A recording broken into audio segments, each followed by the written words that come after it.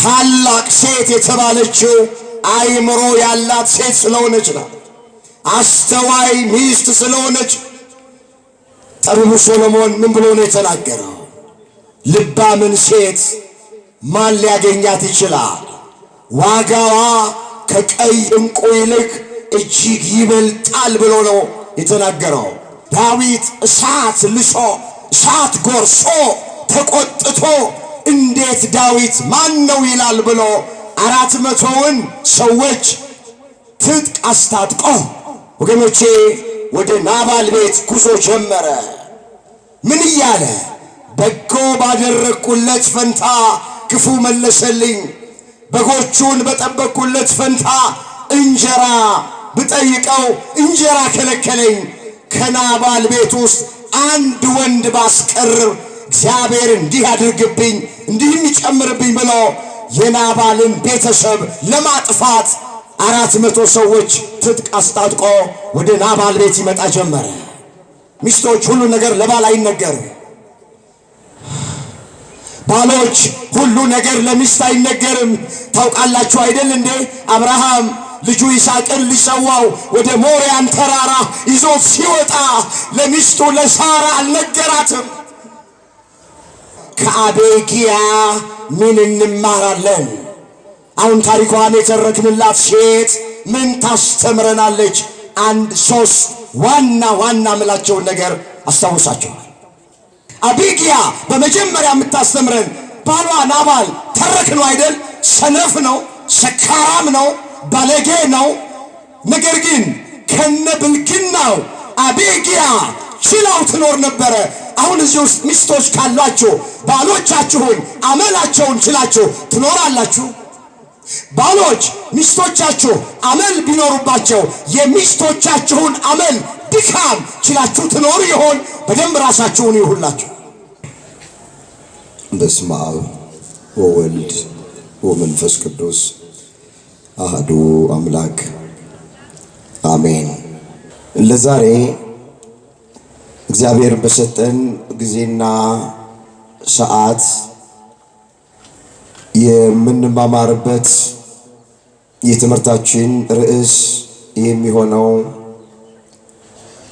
የሴቲቱ አእምሮ ታላቅ ነበረ የሚል ይሆናል። ይህንን በርዕስነት ያነሳነውን ኃይለ ቃል በመጽሐፍ ቅዱሳችን ላይ ተመዝግቦ የምናገኘው በአንደኛ ሳሙኤል ምዕራፍ 25 ቁጥር 3 ላይ ነው። የሴቲቱ አእምሮ ታላቅ ነበረ። ርዕሳችን ይሄ ነው። በዚህ ርዕስ መነሻነት እግዚአብሔር ሁላችንን ይናገረናል። እግዚአብሔር ሁላችንን ያስተምረናል። ሴቲቱ የተባለችው የናባል ሚስት አቤጊያ ናት። ሙሉ ታሪኩ በአንደኛ ሳሙኤል በምዕራፍ 25 ከቁጥር 1 ጀምሮ እስከ ፍጻሜ ተመዝግቦ የምናገኘው ታሪክ ነው። በብሉይ ኪዳን ታላላቅ ስራዎችን ከሰሩ ሴቶች መካከል አንደኛዋና ፊተኛዋ ናት አቤጊያ ማለት። መጽሐፍ ቅዱስን ስናነብ ከሚያስገርሙ ሴቶች መካከል አስደናቂ ታሪክ ካላቸው ሴቶች መካከል አቤጊያ አንዷ ናት።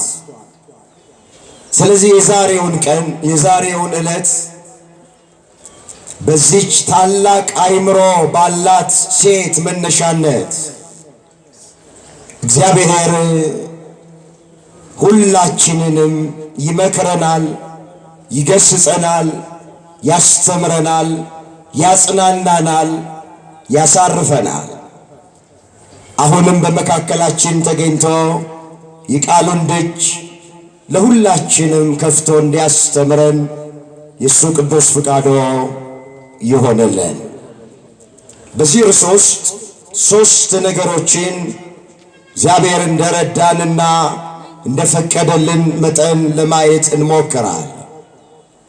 በመጀመሪያ አቤግያ ማን ናት የሚለውን መጽሐፍ ቅዱስን መሠረት አድርገን እንመለከታለን።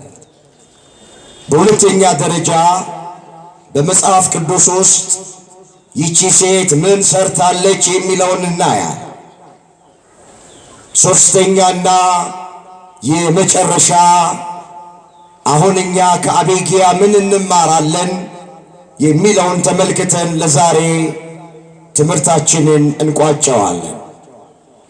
ቆሞ ለመናገር ቁጭ ብለውም ለማድመጥ ጥበብ ከእግዚአብሔር ሲሰጥ ብቻ ነውና ለኔ ለባሪያው ተናጋሪ የሆነ አንደበትን ለእናንተም ለሰሚዎቹ አስተዋይ የሆነ ልቦናን ቸሩ አምላካችን እግዚአብሔር ለሁላችንም በቸርነቱ ያደለን። አንድ ጊዜ በቁሙ የተወሰነውን ገጸ ንባብ ታሪኩ ይበልጥ ግልጥ እንዲሆንልን አነበዋለሁ። እንድትከታተሉኝ በእግዚአብሔር ፍቅር ጠይቃቸዋለሁ። አንደኛ ሳሙኤል ምዕራፍ 25 ከቁጥር 1 ጀምሮ አነባለሁ። እንደዚህ ይላል። ሳሙኤልም ሞተ፣ እስራኤልም ሁሉ ተሰብስበው አለቀሱለት። በአርማቴም በቤቱ ቀበሩት። ዳዊትም ተነስቶ ወደ ፋራን ምድረ በዳ ወረደ። በማዖን የተቀመጠ አንድ ሰው ነበረ፣ ከብቱም በቀርሜሎስ ነበረ። እጅግ ታላቅ ሰው ነበር። ለእርሱም 3000 በጎችና 1000 ፍየሎች ነበሩት። በቀርሜሎስ በጎቹን ይሸልት ነበረ። የሰውየው ስም ናባል፣ የሚስቱም ስም አቤግያ ነበረ። የሴቲቱ አእምሮ ታላቅ መልኳም የተዋበ ነበረ። ሰውየው ግን ባለጌ ነበር፣ ግብሩም ክፉ ነበረ። ከካሌብ ወገን ነበር። ዳዊትም በምድረ በዳ ሳለ ናባል በጎቹን ይሸልታል የሚል ወሬ ሰማ። ዳዊትም 10 ጎልማሶችን ላከ። ለጎልማሶቹም አለ፣ ወደ ቀርሜሎስ ወጥታችሁ ወደ ናባል ሂዱ፣ በስሜም ስለ ሰላም ጠይቁት፣ እንዲህም በሉት፣ በደህንነት ኑር፣ ላንተና ለቤትህ ላንተም ላሉት ሁሉ ሰላም ይሆን። አሁንም በጎችህን እንድትሸልት ሰምቻለሁ። እረኞችህም ከእኛ ጋር ነበሩ፣ ከቶ አልበደልናቸውም። በቀርሜሎስ በተቀመጡ ዘመን ሁሉ ከመንጋው አንዳች አልጎደለባቸውም። ጎልማሶችህንም ጠይቃቸው፣ እነሱም ይነግሩሃል። አሁንም እንግዲህ በመልካም ቀን መጥተንብሃልና ጎልማሶችህ በፊትህ ሞገስ ያግኙ፣ በእጅህም ከተገኘው ለባሪያዎቹና ለልጅ ለዳዊት እባክህ ስጥ ብሎ መልእክተኞችን ላከ ይላል። እንግዲህ ታሪኩ ሲጀምር የሁለት ሰዎችን ታሪክ አንስቶ ነው የሚጀምረው። ናባል የሚባልና አቤግያ የምትባል አንዲት ታላቅ አእምሮ ያላት እጅግ የተዋበች አስተዋይና ትሁት ሴት ነበረች ብሎ ታሪኩ ይጀምራል። አሁን እንዳነበብ ነው ማለት። አቤግያ ማለት የስሙ ትርጉም በጣም ውብ ቆንጆ ሴት ማለት። ባሏ ናባል እየተባለ ነው የሚጠራ። የሚገርማችሁ በአንድ ቤት ውስጥ ሁለት የተለያየ ማንነት ያላቸው ሰዎች ነው አብረው እየኖሩ ያሉት። በደንብ አድርጋችሁ እንድትሰሙ እንፈልጋለን። አቤግያ እግዚአብሔርን የምትፈራ ሰውን የምታፍር ታላቅ አእምሮ ያላት አስተዋይ ብልህ ትሁት የሆነች ሚስት ናት። ባሏ ናባል ደግሞ አሁን መጽሐፉን እንዳነበብነው በእውነት በመጽሐፍ ቅዱስ ውስጥ በእንደዚህ አይነት አገላለጽ የተጠቀሰ ማንም ሰው የለም። ባለጌ ነው የሚለው መጽሐፉ፣ የኔ ቃል አይደለም። መጽሐፍ ቅዱሱ ናባልን ሲገልጠው ባለጌ ነው የሚለው። አእምሮ የሌለው ነው፣ ሰነፍ ነው። ብርሃንና ጨለማ ተቃራኒ የሆኑ ሁለት ሰዎች በአንድ ቤት ውስጥ ይኖራሉ ብሎ ታሪኩ ይጀምራል። ናባልን ታላቅ ያለው ስለ ገንዘቡ፣ ስለ ሀብቱ፣ ስለ ንብረቱ፣ ስላለው ነገር ታላቅ አለው። አቤግያ ግን ታላቅ የተባለችው ወገኖቼ ስለ ገንዘቧ፣ ስለ ሀብቷ፣ ስለ ንብረቷ ሳይሆን በአእምሮዋ ታላቅ የሆነች ሴት ስለነበረች እግዚአብሔርን የምትፈራ ሰውን የምታፈር ስለነበረች ታላቅ ባለ አእምሮ ሴት ይላታል።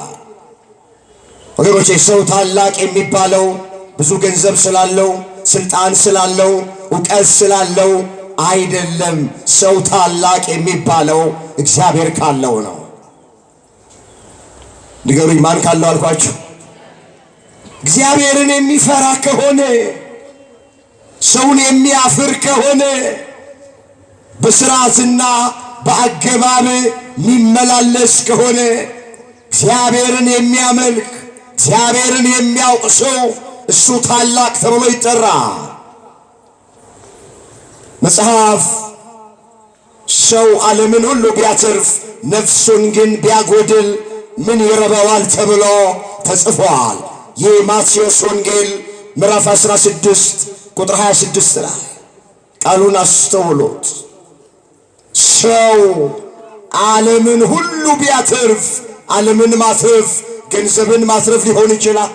ዓለምን ማትረፍ ዕውቀትን ማትረፍ ሊሆን ይችላል። ዓለምን ማትረፍ ስልጣንን ማትረፍ ሊሆን ይችላል።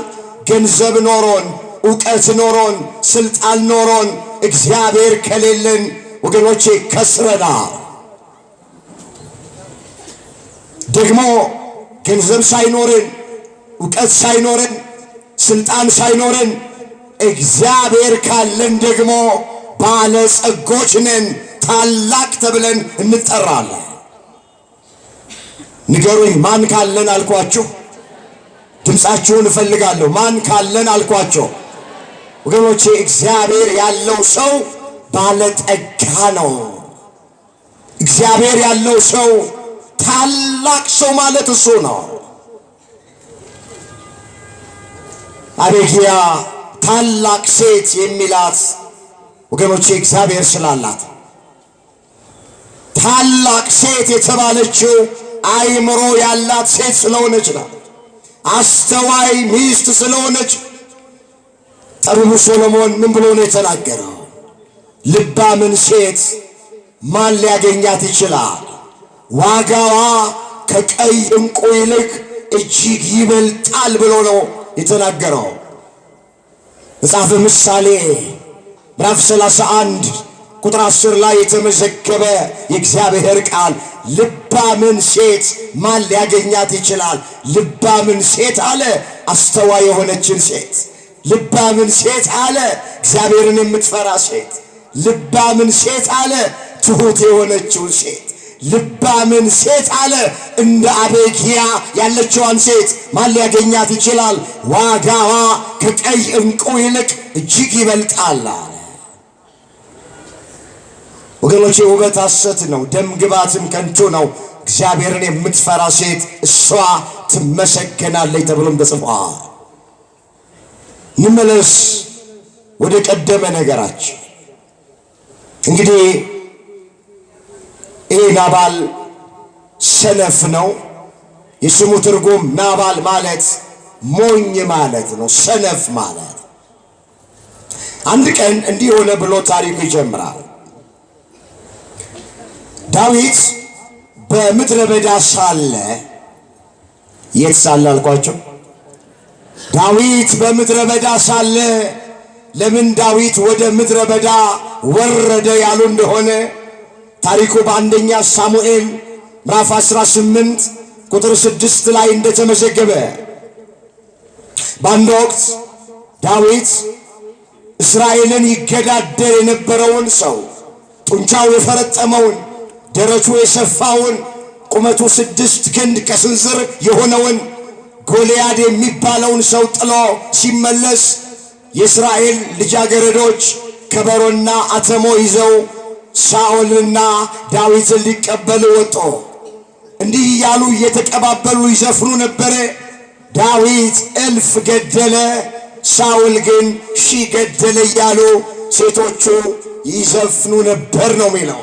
የዚህን ጊዜ ሳኦል በልጃገረዶቹ ምስጋና ምክንያት ተቆጣ፣ ተበሳጨ። እንዲህ ብሎ ለዳዊት 1000 ሰጡት፣ ለእኔ ግን 1000 ብቻ ሰጡኝ። ከወንበሬ በቀር ከመንግሥቴ በቀር ከሥልጣኔ በቀር ምን ቀረበት? ዳዊትን እገድለዋለሁ ብሎ በምቀኝነት የእስራኤል የመጀመሪያው ንጉሥ የነበረው ንጉሡ ሳኦል በዳዊት ላይ በጠላትነት ተነሳበት ይላል።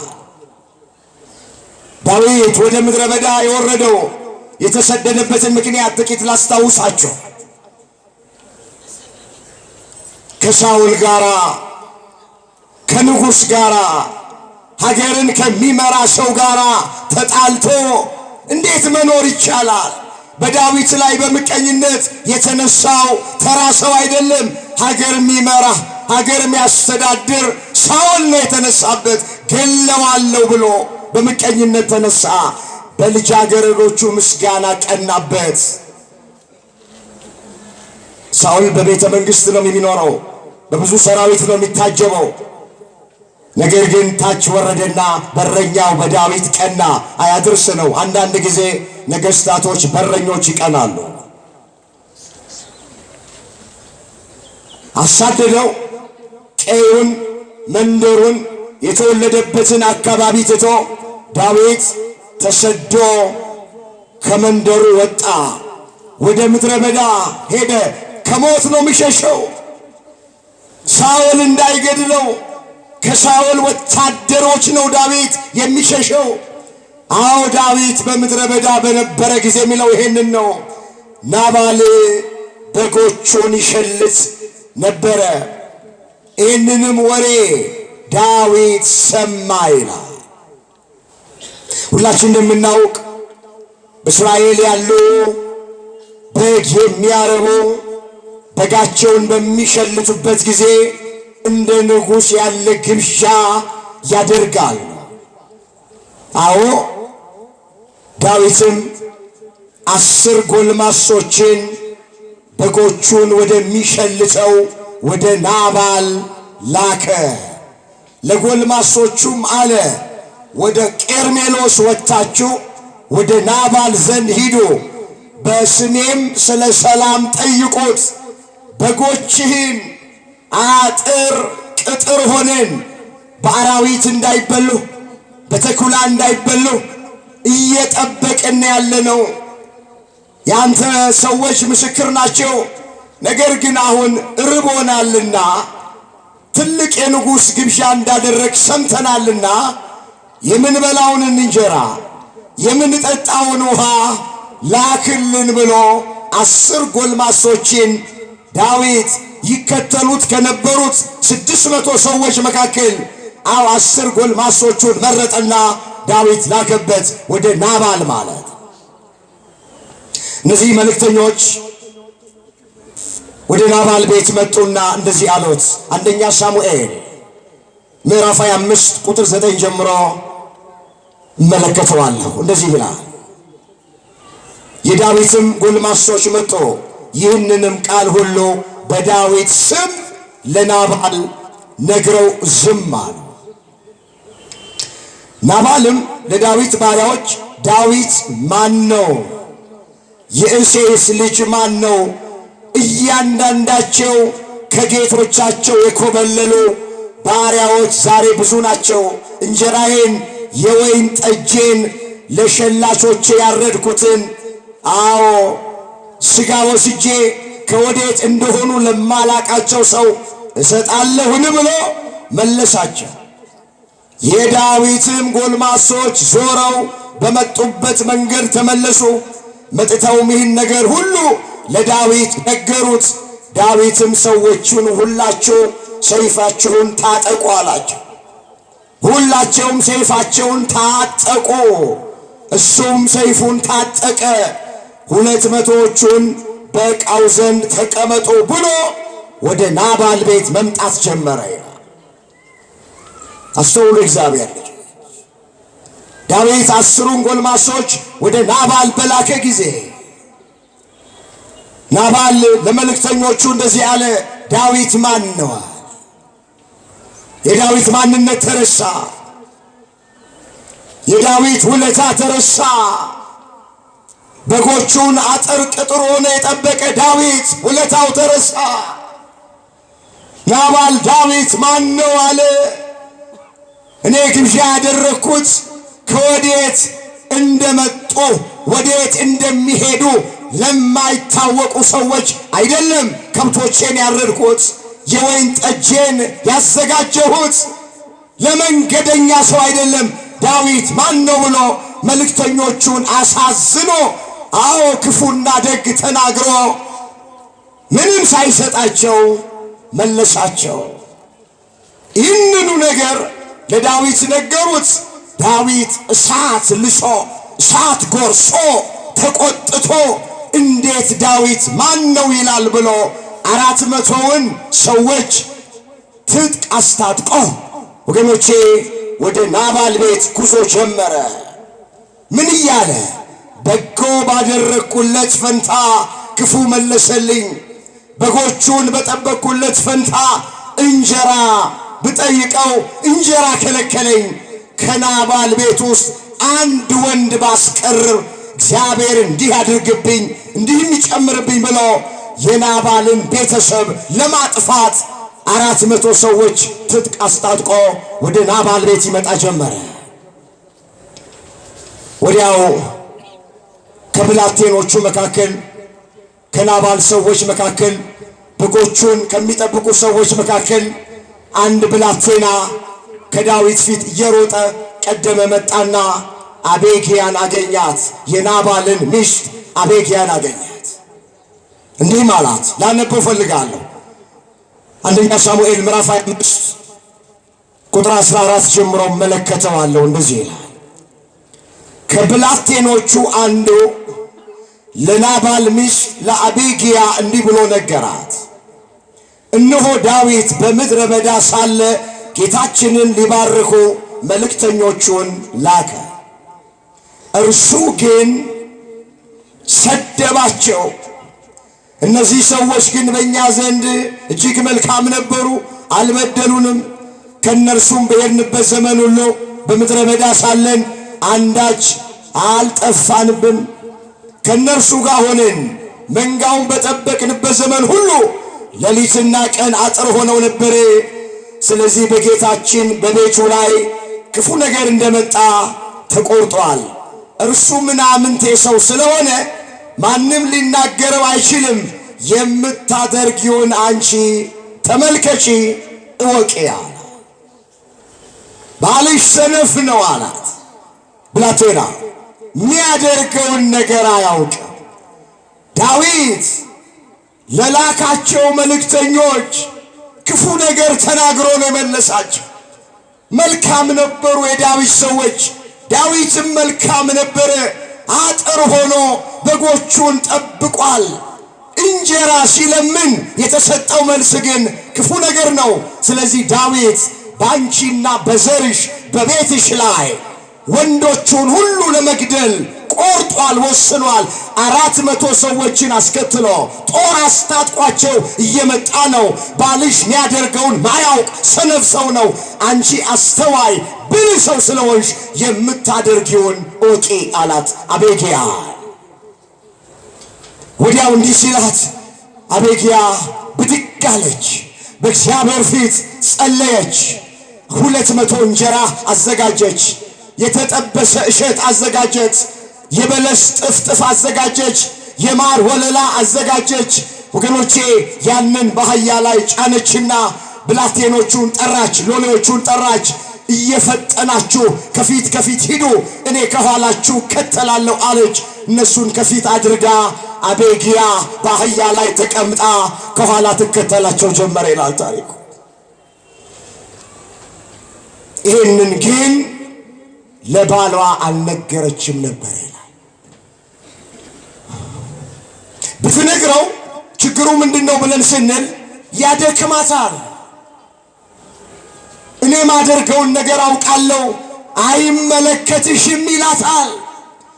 ስለዚህ ከባሏ ደብቃ ዳዊትን ለመገናኘት ፈጥና ወጣች ይላል።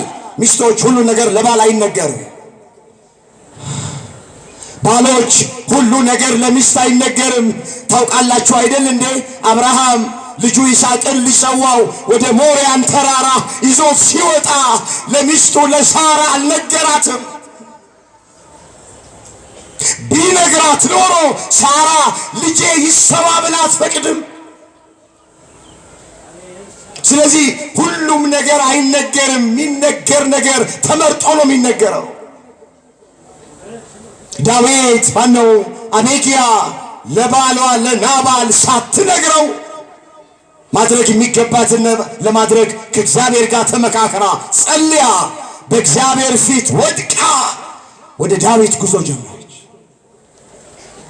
በዓይነ ሕሊናችሁ ሳሉ ዳዊት 400 ሰዎችን ትጥቅ አስታጥቆ የናባልን ቤተሰብ ወንዶቹን ምንም ሳያስቀር ለመግደል እየዛተና እየፎከረ እየመጣ ነው። አቤግያ ደግሞ በባሏ ምክንያት የመጣውን መዓት ለማቀዝቀዝ እየጣረች ነው። እስኪ ላንብበው። እንዲህ ይላል አንደኛ ሳሙኤል ምዕራፍ 25 ቁጥር 21 ጀምሮ እንደዚህ ይላል። ዳዊት እንዲህ እያለ ይናገር ነበር። ለዚህ ሰው ከሆነ ሁሉ አንድ ነገር እንዳይጠፋበት በእውነት ከብቱን ሁሉ በምድረ በዳ በከንቱ ጠበቁ። እርሱ ስለ በጎነቴ ክፋት መለሰልኝ። ለእርሱ ከሆነ ሁሉ እስከ ነገ ጠዋት ድረስ አንድ ወንድስ እንኳን ብተው እግዚአብሔር በዳዊት ላይ እንዲህ ያድርግ እንዲህ ይጨምርብኝ ብሎ ይናገር ነበር። አንድ ወንድ አላስቀርም አለ ዳዊት። ስላደረኩት በጎነት የተመለሰልኝ ክፋት ነው። ወርቅ ላበደረ ጠጠር እንዲሉ ናባል ለኔ የመለሰልኝ መልስ በጎ አይደለም፣ መልካም አይደለም። ስለዚህ ከቤቱ አንድ ወንድ አላስቀርም እያለ እየዛተ እየፎከረ ይመጣል።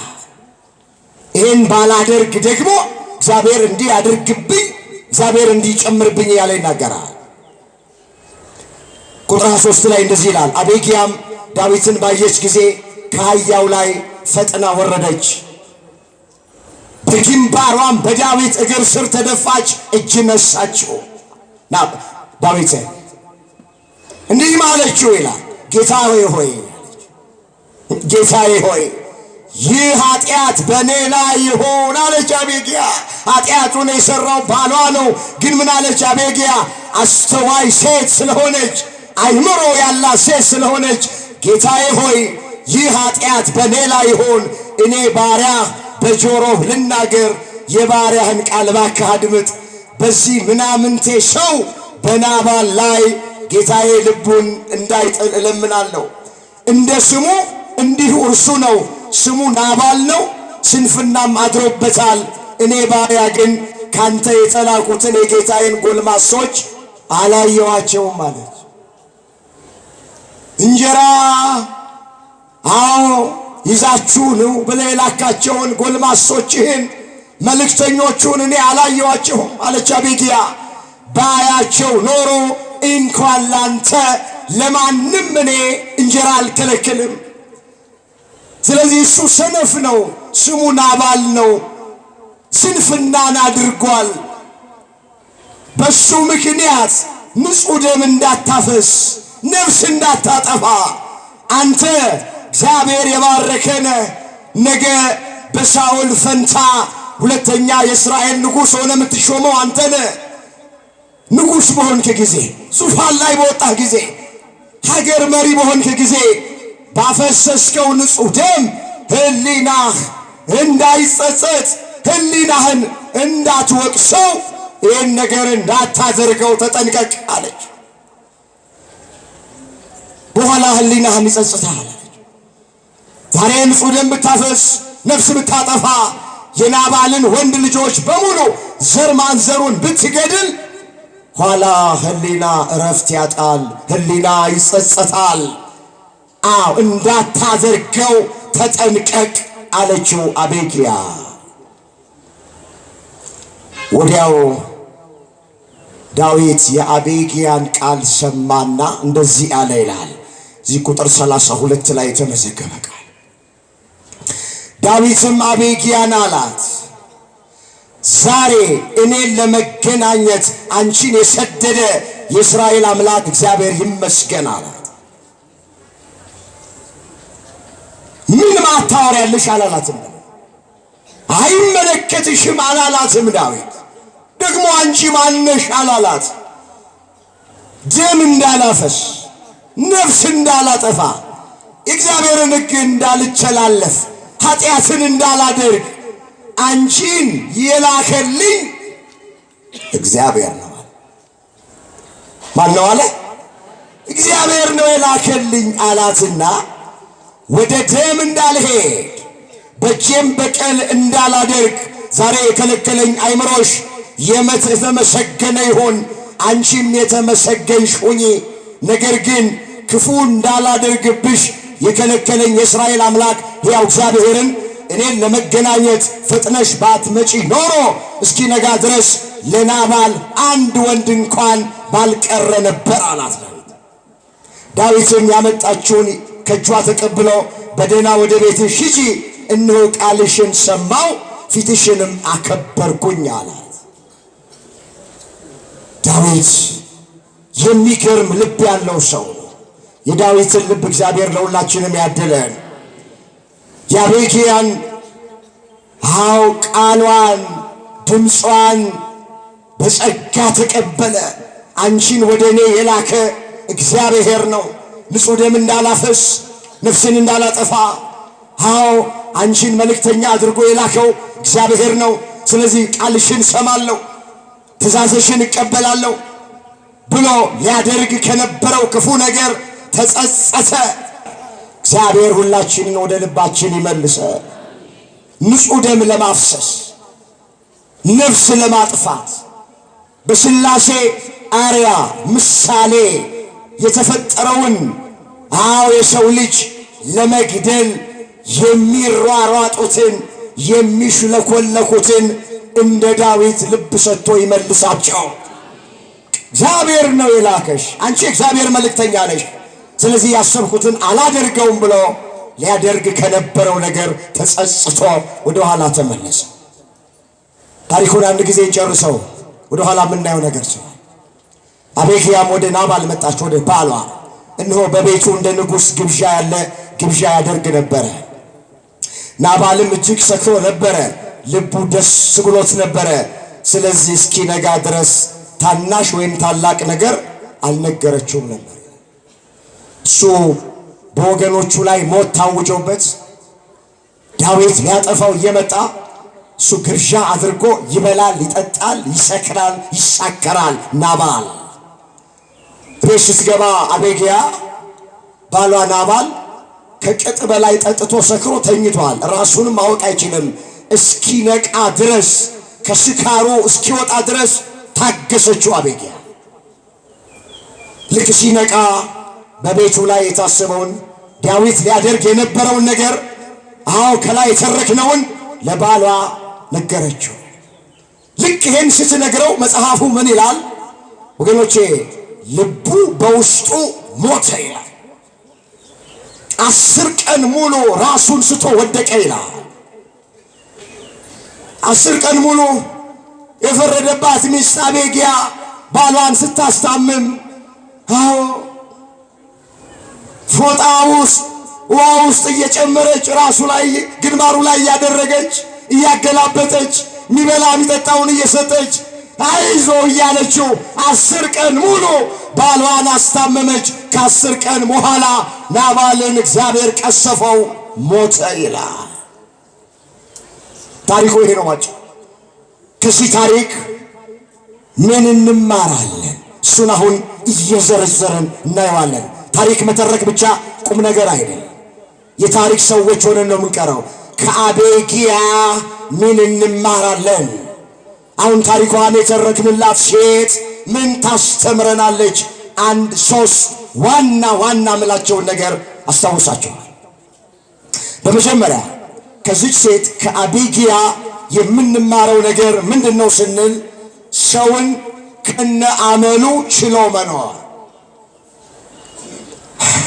እስኪ ሰውን በሉ፣ አልሰማችሁም? ሰውን ከነ አመሉ ከነ ድካሙ ችሎ መኖር። አቤጊያ በመጀመሪያ የምታስተምረን ባሏ ናባል ተረክ ነው አይደል? ሰነፍ ነው፣ ሰካራም ነው፣ ባለጌ ነው። ነገር ግን ከነ ብልግናው አቤጊያ ችላው ትኖር ነበረ። አሁን እዚህ ውስጥ ሚስቶች ካሏችሁ ባሎቻችሁን አመላቸውን ችላችሁ ትኖራላችሁ? ባሎች ሚስቶቻችሁ አመል ቢኖሩባቸው የሚስቶቻችሁን አመል ድካም ችላችሁ ትኖሩ ይሆን? በደንብ ራሳችሁን ይሁላችሁ። ሰው ያለ ድካም አይፈጠርም። ሁላችንም ደካሞች ነን። ማንም ብርቱ ሰው የለም። ድካማችን ይለያያል እንጂ ወገኖቼ፣ ስንፍናችን ይለያያል እንጂ አመላችን ይለያያል እንጂ ሁላችንም አመል አለብን። የራሳችን አመል፣ ሁላችንም ድካም አለብን። ስለዚህ ሚስቶች የባሎቻችሁን ድካምና አመል ችላችሁ አብራችሁ ነው። አቤጊያ ባሏ ናባልን ልፍታ ብላ ብትል በሰውኛው አጥጋቢ ምክንያት ነበራት። ሰካራም ባል አያስፈልገኝም፣ ባለጌ ይለዋል። እንግዲህ ባለጌ ማለት በሚገባን ቋንቋ ለትዳሩ ማይታመን፣ ለቃል ኪዳን ሚስቱ ማይታመን ማለት ነው ባለጌ ማለት። እንደዚህ ሆኖ ከነ አመሉ ተሸከመው የምትኖር የምትገርም ሴት አቤጊያ።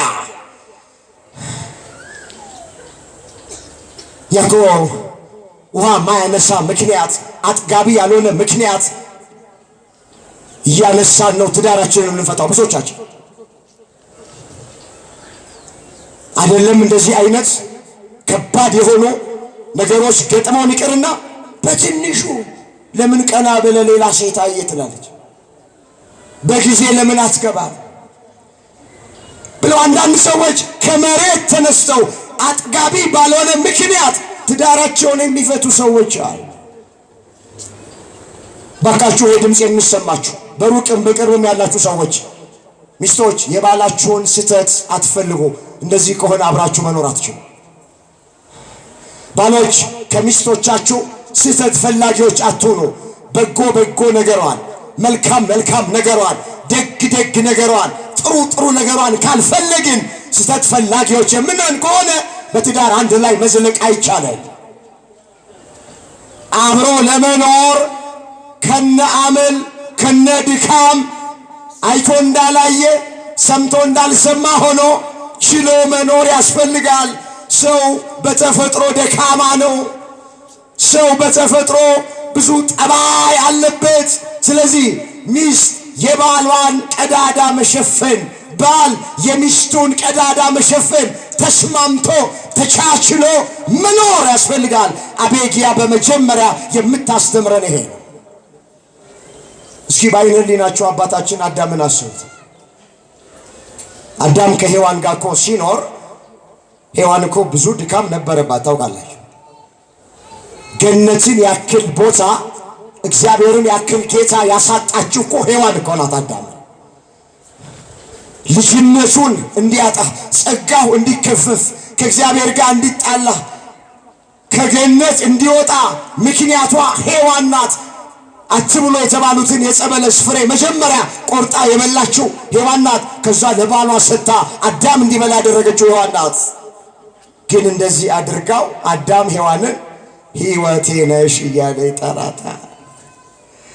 እንገርማችሁ ሕይወቴ ነሽ ለሞቱ ምክንያት የሆነችው ጸጋው እንዲገፈፍ ምክንያት የሆነችው ከገነት እንዲወጣ ምክንያት የሆነችው ሔዋንን አዳም ሲጠራት ሕይወቴ ነሽ ይላታል። በአንቺ ምክንያት ከገነት በወጣ በዳግማዊት ሔዋን በድንግል ማርያም ምክንያት ወደ ገነት ገባለሁ ብሎ የሩቁን አስቦ ሔዋንን ሕይወቴ ነሽ ነበር ሚላት እንጂ አዳም ሔዋንን ልፍታ ቢል ሔዋንን የሚፈታበት አጥጋቢ ምክንያት በሰውኛው ነበር። አቤግያ ባሏ ናባልን ልፍታ ብትል ኖሮ ናባልን የምትፈታበት አጥጋቢ ምክንያት ነበራት፣ ግን አላደረገችውም። ከነ ድካሙ ከነ አመሉ ችላው አብራ ኖራለች። አንዳችን የአንዳችንን ሸክም እየተሸከምን ተቻችለን እንድንኖር ተስማምተን እንድንኖር መድኃኔዓለም ሁላችንንም ይርዳል። ሐዋርያው ቅዱስ ጳውሎስ በገላትያ መልእክቱ ምዕራፍ 6 ላይ ቁጥር 1 ጀምሮ እንዲህ የሚል ቃል ጽፎልናል። ላነበው ፈልጋለሁ። ባካችሁ ይህን ቃል እስኪ ሁላችሁም አስተውሉት። የሐዋርያው የቅዱስ ጳውሎስ መልእክት ወደ ገላትያ ሰዎች ምዕራፍ 6 ቁጥር 1 ጀምሮ እንደዚህ ይላል። ወንድሞቼ ሆይ ሰው በማናቸውም በደል እንኳን ቢገኝ መንፈሳውያን የሆናችሁ እናንተ እንደዚህ ያለውን ሰው በየዋሃት መንፈስ አቅኖት። አንተ ደግሞ እንዳትፈተን ራስህን ጠብቅ። ከናንተ እያንዳንዱ የአንዱን ሸክም ይሸከም፣ እንዲሁ የክርስቶስን ሕግ ፈጽሙ። ወገኖቼ ክርስትና ማለት ለራስ ብቻ የሚኖሩት ኑሮ አይደለም።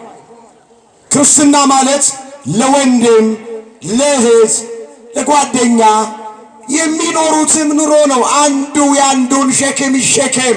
እኛ ጠንካራ ጎን ካለን ደካማ ጎን ያለውን ሰው በገርነት ማቅናት፣ እሱን መሸከም፣ ስለሱ መጸለይ፣ እንደ አመሉ መያዝ፣ ከነድካሙ መቀበል። ሰው ከነድካሙ ይጠቅማል። ምን ይላል? ይጠቅማል። ስለዚህ ተሳስበን ተቻችለን ከነድካማችን በትዳር ውስጥ ያለን ሰዎች እንድንኖር አምላካችን እግዚአብሔር ሁላችንን ይርዳል።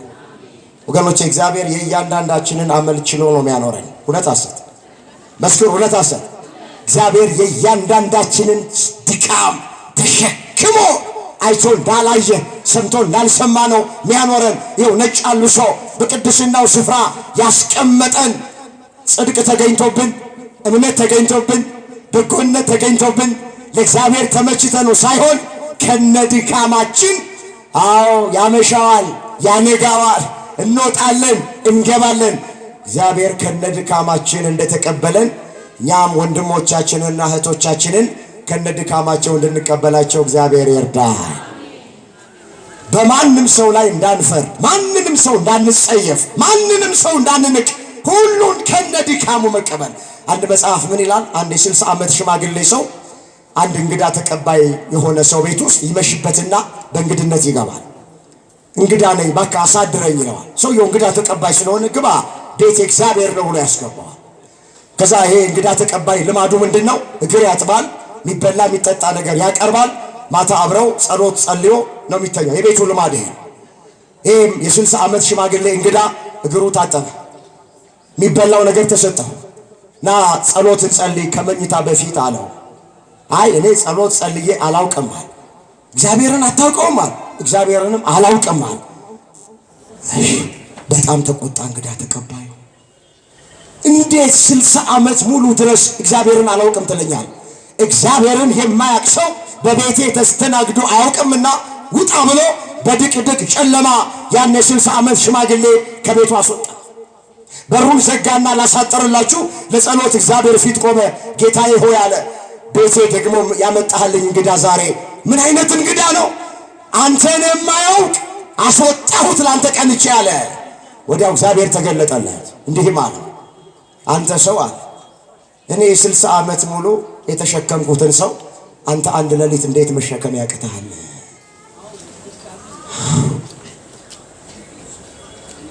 አያውቀኝ። ጸሎት ጸልዮ አያውቅም። ግን ለምን አልጸለይክም? ለምን እኔን እስካሁን አላወከኝም ብዬ አላጠፋሁትም። ተሸክሜ እያልወርኩት ነው። እኔ እስከ 60 ዓመቱ ድረስ የተሸከምኩትን ሰው ከነ አመሉ ከነ ድካሙ የተሸከምኩትን ሰው አንድ ሌሊት እንዴት አንተ ማሳደር አቃተ? ብዙዎቻችን እንደዚህ አይደለን? እኛን እግዚአብሔር ለስንት ዘመናት ተሸክሞን ሳለ እህቶቻችንን መሸከም ያቃተን አይደለንም? አንዳንዶቻችን የእኛን ሕይወት እግዚአብሔር በስውርም በግልጥም የሰራነውን ነገር እግዚአብሔር አይቶ እንዳላየ እያለፈን እኛ ወንድሞቻችንን፣ የሥራ ባልደረቦቻችንን፣ ጎረቤቶቻችንን፣ እህቶቻችንን ማለፍ አቅቶን አይደለም? ብዙዎቻችን እግዚአብሔር የአቤግያን ሕይወት ለሁላችንም ያድለን። ሰውን እንደ አመሉ እንደ ድካሙ ተቀበለ ነው በስምምነት በፍቅር እንድንኖር እየጸለይልነት እንድንኖር ቸሩ አምላካችን እግዚአብሔር ሁላችንን ይርዳን። ሁለተኛ ከአቤግያ ምን እንማራለን? ሁለተኛ ከዚህ ሴት የምንማረው ሰውን ከስህተት መመለስ እንዴት ያሉ እንደሆነ ቅድም እንደተረክነው ከላይ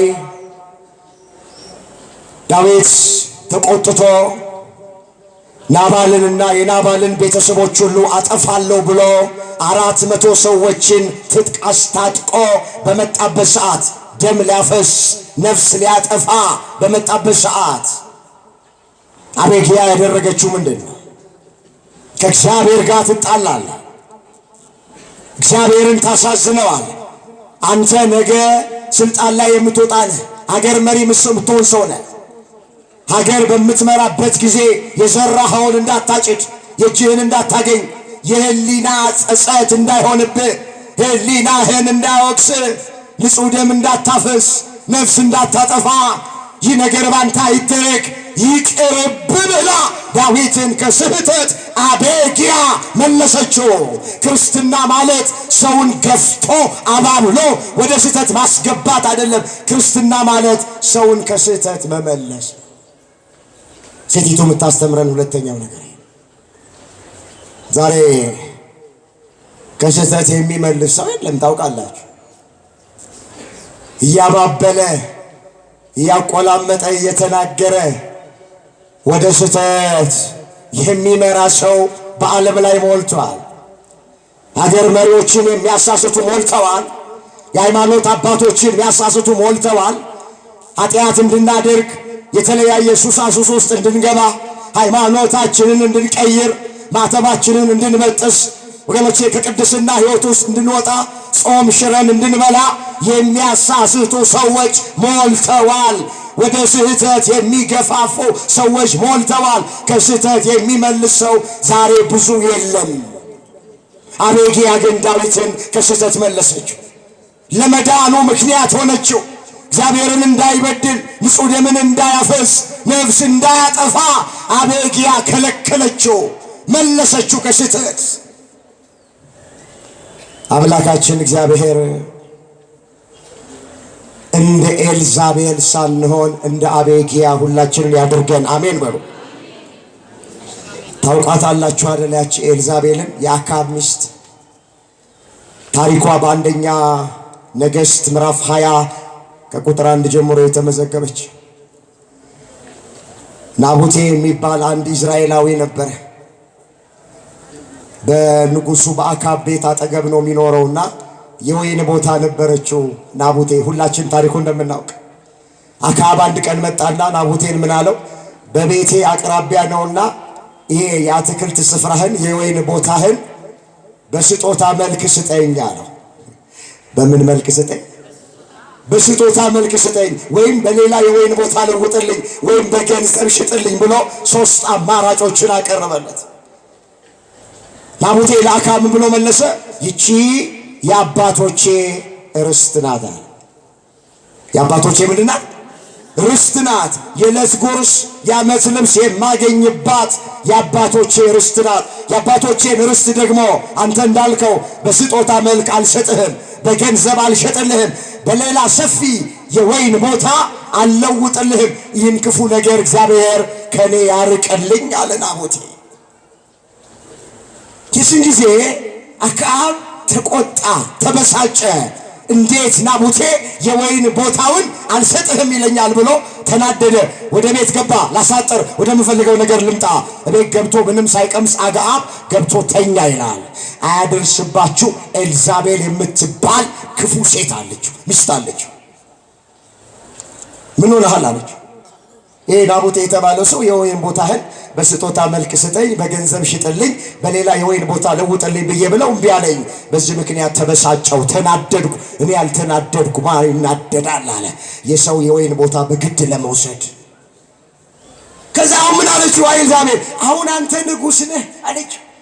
አሁን አንተ ሀገር ትመራ። ተመልከቱ ወደ ስህተት እንዴት እንደምትወስደው ተመልከቱ፣ አስተውሉ። አሁን አንተ ንጉሥ ነህ፣ አሁን አንተ ሀገር ትመራለህ። አንድ ተራ ምናምንቴ ሰው የወይን ቦታውን ከለከለኝ ብለህ እንጀራ ሳትበላ ተናደ ተበሳጭተህ ገብተህ ብተኛ ማደርገውን አሳያለሁ አለች። አባቶቻችን በደንባራ በቅሎ ቃጭል ተጨምሮ ይላል። በአክዓብ ንዴት ላይ የኤልዛቤል ተንኮል ተጨመረ። የጾም አዋጅ እንዲታወጅ አደረገች። ታሪኩ ሰፊ ነው። ሁለት ምናምንቴ ሰዎች ተመረጡ በናቡቴ ላይ ሐሰት ምስክር እንዲመሰክሩ እግዚአብሔርና ንጉሥን ሰድቧል ብለው። ከዛ በሕዝቡ መካከል ናቡቴ በድንጋይ ተወግሮ እንዲሞት፣ ከዛ በኋላ በስጦታ አልሰጥም በገንዘብ አልሸጥም ያለውን ቦታውን አክዓብ በነፃ እንዲወስድ የሞት ድግስ ኤልዛቤል ደገሰች። የጾም አዋጁ ታወጀ። ሁለት ምናምንቴ የሐሰት ምስክሮች ተዘጋጁ። በናቡቴ ላይ በሐሰት መሰከሩበት። በድንጋይ ተወግሮ ሞተ። ዳኛ በሌለበት፣ ምን ታደርጋላችሁ ብሎ የሚጠይቅ በሌለበት በግፍ ደሙ ፈሰሰ። ውሾች መጡና የናቡቴን ደም ላሱት። ከዛ በኋላ ናቡቴ ተገድሏል፣ በሕይወት የለም፣ ርስቱን ውሰድ ብላ ወደ ስህተት መርታው ነፍስ አስጠፍታ ደም አስፈስሳ ኤልዛቤል ለናቡቴ መገደል መሪ ሆና ምክንያት ሆና ርስቱን አክዓብ እንዲወስድ አደረገች። ኤልዛቤል ባሏ አክዓብን በስህተት ጎዳና የመራች ሚስት ናት። አቤግያ ደግሞ የኤልዛቤል ተቃራኒ ናት። ዳዊትን ከስህተት መንገድ የመለሰች ናት። ደም እንዳያፈስ፣ ነፍስ እንዳያጠፋ፣ እግዚአብሔርን እንዳይበድል፣ እግዚአብሔርን እንዳያሳዝን ከስህተት መንገድ እንዲመለስ ምክንያት የሆነች ሴት ናት አቤግያ። ወንድሞቻችንንና እህቶቻችንን ወደ ስህተት ጎዳና የምንመራ ሳይሆን ከስህተት የምንመልሳቸው እግዚአብሔር ሁላችንን ያድርገን። ለጥፋታቸው ምክንያት፣ ለሞታቸው ምክንያት፣ ከሃይማኖት ለመውጣታቸው ምክንያት፣ ለመካዳቸው ምክንያት ሳይሆን ለመዳናቸው፣ ሕይወት ለማግኘታቸው፣ ከእግዚአብሔር ጋር ለመኖራቸው ምክንያቶች እንድንሆን እግዚአብሔር ሁላችንን ይርዳ። ሐዋርያው ቅዱስ ያዕቆብ በምዕራፍ 5 ቁጥር 19 ላይ ይህንን ሐሳብ እንዲህ ብሎ ተናግሮታል። አነበዋለሁ። ወንድሞች ሆይ አለ፣ ከእናንተ ማንም ከእውነት ቢስት አንዱም ቢመልሰው ኃጢአተኛን ከተሳሳተበት መንገድ የሚመልሰው ነፍሱን ከሞት እንዲያድን የኃጢአትንም ብዛት እንዲሸፍን ይወቅ ነው የሚለው። ዛሬ በዓለማችን ላይ ሰውን የሚመልስ ከስህተት የጠፋበት ነውና አገራችንም እንደዛ አይነት አጣብቂኝ ውስጥ የገባችው፣ ምድሪቱ በደም የጨቀየችው፣ ሞት የረከሰበት፣ ሞት ቀላል የሆነበት፣ እኛም አስክሬን ቆጣሪ ሆነን የቀርነው ከስህተት የሚመልሰው ስለጠፋ ነው። እውነት አስት ገዳዮቹን፣ ደም አፍሳሾቹን፣ ነፍስ የሚያጠፉትን በርቱ፣ ግፉ፣ ጥሩ እያደረጋችሁ ነው የሚል ሰው በዝቶ ነው። ስህተት ነው ይሄ። ልክ አቤግያ እንደተናገረችው አታድርጉ፣ ደም አታፍሱ፣ ነፍስ አታጥፉ የሚል ሰው ከስህተት ጎዳና የሚመልሰው ስለጠፋ ነው ሀገራችን ኢትዮጵያ እንደዚህ አይነት መከራ ውስጥ የገባችው። የአቤግያን አይነት ሰዎች እግዚአብሔር ያስነሳልን። እግዚአብሔር ላከን እያሉ አንዳንዶቹ ነቢይ ነን ነቢይት ነን እያሉ በርታ፣ ግፋ፣ ቀጥል፣ ጥሩ እያደረክ ነው የሚለው አሉ። ጥሩ እያደረክ ነው፣ በርታ፣ እግዚአብሔር ልኮኝ ነው የሚሉ ሰዎች። መጽሐፍ ግን እንደዛ በደም ማፍሰሳችን እግዚአብሔር አይተባበርም። በነፍስ ማጥፋታችን እግዚአብሔር አይተባበርም። በእንደዚህ አይነት ክፉ ግብራችን የሚተባበር አምላክ የለንም። እግዚአብሔር በሀገር ላይ ያለውን ጦርነት፣ የእርስ በርስ ግጭት ያስቆምልን። እግዚአብሔር በቃችሁ ይበለን። ኦርቶዶክሳውያን የሁላችሁ ያለነው ሱባኤ ላይ ነው። እያለቀብን ነው፣ እየጨረስነው ነው። ግን ባለቀችውም ጊዜ መጪው ሰሞነ ሕማማት ጥሩ ጊዜ ነው። ከስራችሁ ፍቃድ ወስዳችሁ እግረ መንገዴ ልንገራችሁ፣ ከዚህ የሚበልጥ የለም። ስለ ሀገራችሁ ጥብቅ ጸሎት ጸልዩ። ኢትዮጵያ አሁን የሚያስፈልጋት የሚያወራላት አይደለም፣ የሚጸልይላት ነው የሚያስፈልጋት። እግዚአብሔርን በቃችሁ በለን፣ ጦርነቱን በቃችሁ በለን በሉ፣ አልቅሱበት እግዚአብሔር ላይ። እግዚአብሔር በእንባ ይሸነፋል። እናቶቼ አባቶቼ፣ ዝም ብላችሁ ቤተ ክርስቲያን ደርሳችሁ አትመለሱ። በቃችሁ በለን። የባሰ አታሳየን፣ የባሰ አታሰማን፣ ጦርነቱን አስቁምልን በሉት። እግዚአብሔር ጸሎትን ይሰማል። የለመኑትን አይነሳም፣ የነገሩትን አይነሳም። የኛ አምላክ በስህተት ጎዳና ያሉትን በማወቅም ባለማወቅም በጥፋት ያሉትን መልሳቸው፣ ከስህተት መንገዳቸው መልሳቸው ብላችሁ ጸልዩ። አቤግያ ያደረገችው ይሄንን ነው። በቃ ዳዊትን ከስህተት መንገዱ መለሰችው። የመጨረሻውን አይቼ ትምህርቴን ጠቀልላለሁ። ሶስተኛ ከአቤግያ ምን እንማራለን? ከሷ የምንማረው ይቅርታ መጠየቅ። ያጠፋችሁ እኮ እሷ አይደለችም። እንደው ያጠፋው ባሏ ነው አይደለም? እንደ ታሪኩን ስንጠርቀው ባሏ ላጠፋው ጥፋት ዳዊትን ሄዳ ይቅርታ የጠየቀችው አቤግያ ናት። ስለዚህ ከዚህ ሴት ሶስተኛና የምንማረው ይቅርታ መጠየቅ። አሁን ብዙ ሰው ይቅርታ መጠየቅ መሸነፍ ይመስለዋል። ያኛው ይቅርታ የሚጠየቀውን ሰው መጥቀም ይመስለዋል፣ ጉዳት ይመስለዋል፣ ኪሳራ ይመስለዋል። ክርስትናው ገና ብዙዎቻችንን አልገባንም። ቂም በቀል በልባችን አርግዘን ለበቀል እየተጣደፍን ነው ያለነው። የይቅርታ ሕይወት ብዙዎቻችን የለንም። አቤግያ የምታስተምረን ይቅርታ መጠየቅ፣ አውቀው የበደሉንን ሳያውቁም የበደሉን ሰዎች ይቅርታ መጠየቅ ነው። እንዲህ አባታችን ሆይ የሚለውን ጸሎት እኮ ስንጸልይ ምንድነው ምንለው? እኛ የበደሉንን ሰዎች ይቅር እንደምንል አንተም በደላችንን ምን በለን ንገሩኝ እንጂ ምን በለን። መቼ ይቅር አልና እግዚአብሔር እኛን ይቅር ይበለን? እስኪ አባታችን ሆይ በል፣ አብረን እንጸልይ። አባታችን ሆይ በሰማያት የምትኖር ስምህ ይቀደስ፣ መንግሥትህ ትምጣ፣ ፍቃድህ በሰማይ እንደሆነች እንዲሁም በምድር ትሆን። የዕለት እንጀራችንን ዛሬ ስጠን፣ እኛ የበደሉንን ይቅር እንደምንል አንተም በደላችንን ይቅር በለን። ምን በለን? እግዚአብሔር ሁላችንን ይቅር ይበለን።